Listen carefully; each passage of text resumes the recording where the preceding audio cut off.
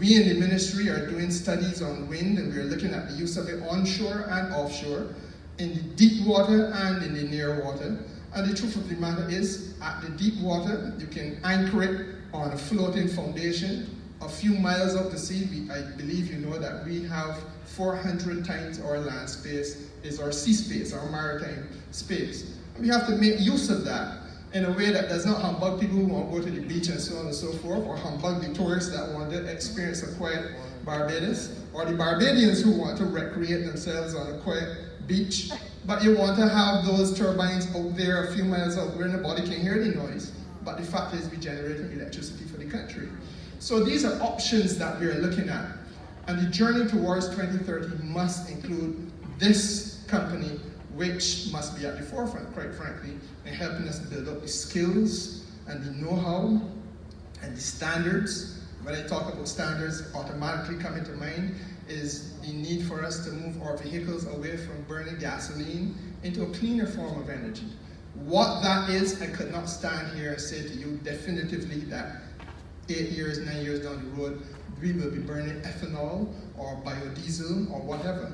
But the work is being done to look at what is the right mix. And more importantly for you, the consumer, what is the correct standard to protect the vehicle that you have? Because obviously everybody's not going to have the electric vehicle or a hybrid vehicle. Some people are going to take a little longer to get there. But government will continue to play the lead, just as we've got 35 electric buses on the road from the 1st of April, which is the anniversary of the NPC, by the way. We are going to have all vehicles being brought into the island by the government of Barbados, as long as they can produce them overseas, electric vehicles, because we want to begin to set the example that this is the way to go. But obviously there are going to be some people who are not going to be able to keep pace as easily, because these are not easy times. And we have to find a way to make sure that we fuel the vehicles on the road with clean energy. And I think today we also have to look at the future a little bit.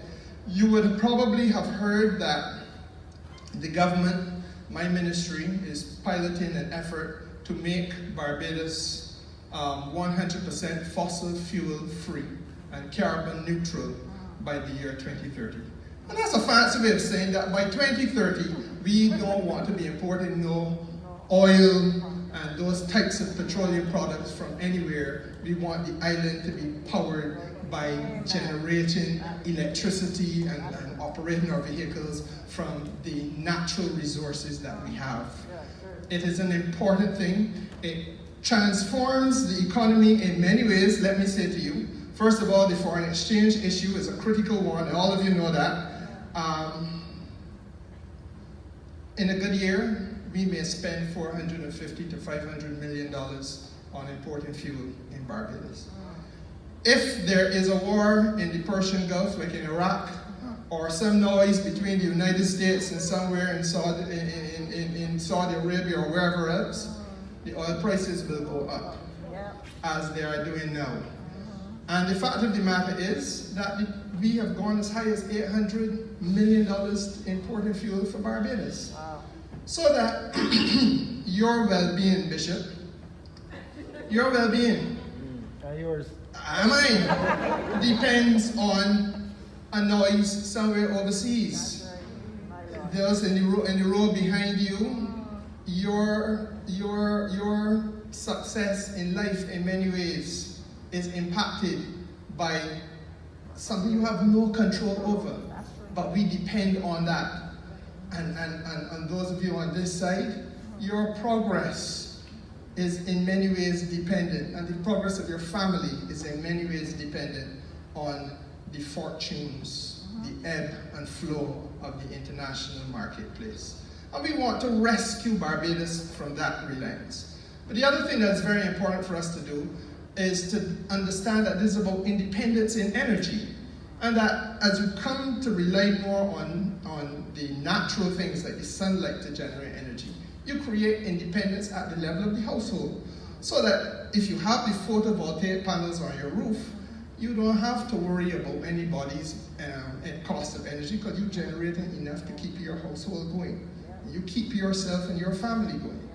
And similarly, for industry and commercial purposes, we make things more competitive because it is cheaper. And if you think about Trinidad, for example, island just like us.